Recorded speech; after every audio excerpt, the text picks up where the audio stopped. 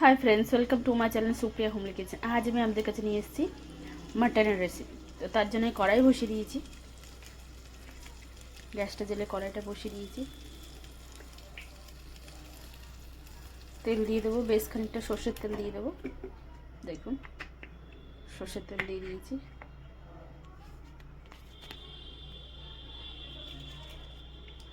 শুকনো লঙ্কা আর তেজপাতা, গোটা গরম মশলা আর গোটা গোলমরিচ দিয়ে দিলাম। তো দেখুন বন্ধুরা, আমার সব মশলা গোটা মশলা থেকে গন্ধ বেরিয়ে গেছে। এবার আমি এখানে ধুয়ে রাখা মাটন দিয়ে দেবো।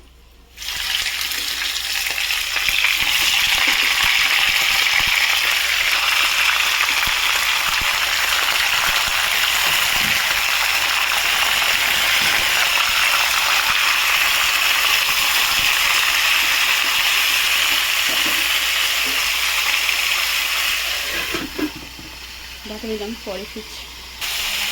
স্বাদ মতো নুন দিয়ে ঢাকা দেবো বন্ধুরা। একবারে নুনটা দিয়ে দিলাম, দিয়ে নেড়ে ভালো করে নেড়ে করে ঢাকা দেবো। তো পরে ফিরছি বন্ধুরা। তো বন্ধুরা দেখুন, 20 মিনিট হয়ে গেছে। আমি গ্যাসটা ওদিকে ঘুরিয়ে দিয়েছি। দেখুন, জলটা মোটামুটি সব কমে গেছে। এবার আমি অন্য প্রসেসে যাই। এটা এরকম হোক। গ্যাসটাকে একদিন লো করে 20 মিনিট করে নিয়েছি। তো গ্যাসটাকে লো করে দিলাম।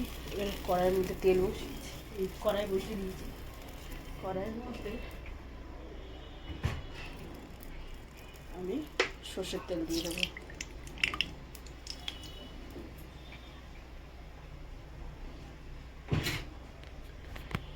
তিনটে বড় সাইজের পেঁয়াজ নিয়েছি, পেঁয়াজটা দিয়ে দেবো। পেঁয়াজটা ভেজে নেবো ভালো করে, ভেজে নিচ্ছি। তো বন্ধুরা, ওদিকে পেঁয়াজটা ভেজে নিচ্ছি। তার মধ্যে এখানে আমি একটু তেল দেবো সামান্য। তেলটা দিয়ে দেখুন, আদা রসুন আর শুকনো লঙ্কা এই তেলটার মধ্যে দিয়ে বেশ ভেজে নেব।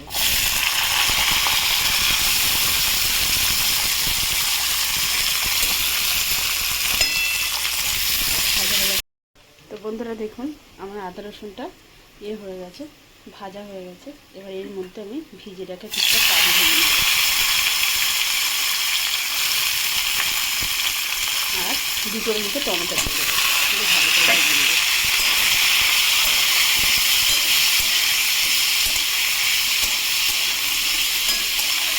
গ্যাসের ফ্লেমটা জেলে দেবো আর এদিকে পেঁয়াজটা একবার নেড়ে দেবো।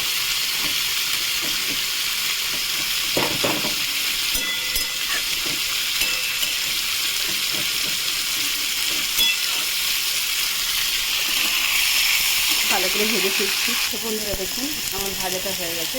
এবার আমি নামিয়ে নেবো। গ্যাসটা আটকে দিয়ে এভাবে সব নামিয়ে নেবো। নামিয়ে ফিরছি। দেখুন বন্ধুরা, নামিয়ে নিয়েছি।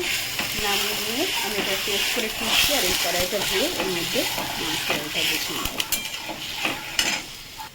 দেখুন বন্ধুরা, কড়াই বসিয়ে দিয়েছি। এবার আমি এর মধ্যে জল দিয়ে দিলাম, তেল দিয়ে দিলাম। তেল দিয়ে এই কেটে রাখা আলু দিয়ে দিলাম। আলুটা ভেজে ফিরছি। তো দেখুন বন্ধুরা, এবার আমি ঢাকনাটা খুলবো। আর এদিকে আমার আলু ভাজা হয়ে গেছে, এদিকে আমার পেঁয়াজ ভাজা হয়ে গেছে। আর এদিকে আমি এই মশলাটা পেস্ট করে নিয়েছি। দেখুন, পেস্ট হয়ে গেছে। এবার আমি এর মধ্যে এই পেস্ট করা মশলাটা দিয়ে দেবো।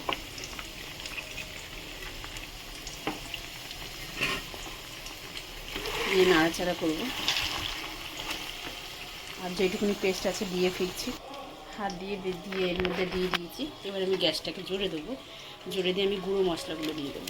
তো যে যেরকম ঝাল খাবে সেই হিসেবে লঙ্কার গুঁড়ো দিয়ে দেবো। আমরা একটু কমই ঝাল খাই, তার মধ্যে কাঁচা লঙ্কা দিয়েছি। এই যে লঙ্কার গুঁড়োটা কমই দিলাম। এবার হলুদ দিয়ে দেবো। হলুদ দিয়ে দিলাম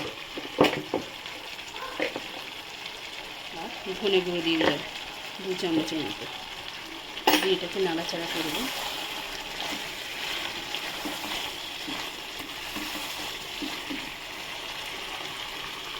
একটু নাড়াচাড়া করবো ভালো করে। এই জলটাও দিয়ে দেবো, মিক্সার মেশিনে ধোয়া জলটা দিয়ে দিলাম, দিয়ে একটু নাড়াচাড়া করবো।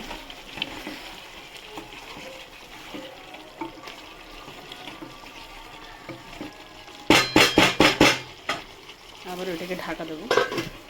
এদিকে আমার পেঁয়াজটা একদম বেরেস্তা হয়ে যাচ্ছে। এবার এটাকে বন্ধ করে দেবো, গ্যাসটা বন্ধ করে দিলাম, পরে ফিরছি। তো বন্ধুরা মাটনটা তো মনে হয় আমার হয়েই গেছে সিদ্ধ। তো আমি এর মধ্যে এবার আলুটা দিয়ে দিলাম, যে আলুটা আবার সিদ্ধ হতে চাইবে না। আলুটা দিয়ে দিলাম, দিয়ে এটাকে নেড়ে চেড়ে ঢাকা দিয়ে ফিরছি। তো বন্ধুরা এবার ঢাকনাটা খুলবো, খুলে এবার পেঁয়াজ ভাজাটা আমি দিয়ে দেবো এর ওপর দিয়ে।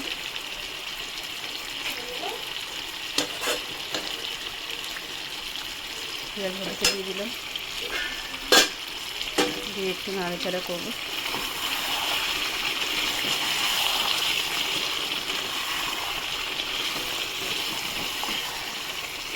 একটু নাড়াচাড়া করবো করে ঢাকা দিলাম, পরে ফিরছি বন্ধুরা, পরে ফিরছি। তো বন্ধুরা আর একবার খুললাম, দেখুন মশলা থেকে তেল ছেড়ে দিয়েছে। এবার আমি একটু স্বাদ মতো চিনি দিয়ে দেবো, একটু চিনি দিয়ে দেবো। আর এই দেখুন আমি একটা রসুন আর ছোটো ছোটো পেঁয়াজ কটা ছাড়িয়ে রেখেছি, এটা এর মধ্যে দিয়ে দেবো, দিয়ে এর মধ্যে ঢাকা দেবো বন্ধুরা। পরে ফিরছি, 20 মিনিট পরে ফিরছি। তো বন্ধুরা দেখুন আমি শুধু একটু সামান্য একটু জল দিয়েছিলাম, লেগে যাচ্ছিলো বলে। তো আমার মাটনটা 20 মিনিট হয়ে গেছে। তো এর মধ্যে গরম মশলা দেবো। তো দেখুন বন্ধুরা এর মধ্যে গরম মশলা দিয়ে দিলাম কিছুটা, ধনিয়া, ভাজা ধনিয়া গুঁড়ো দিয়ে দিলাম। এই ধনিয়া বলছি, সরি জিরা গুঁড়ো।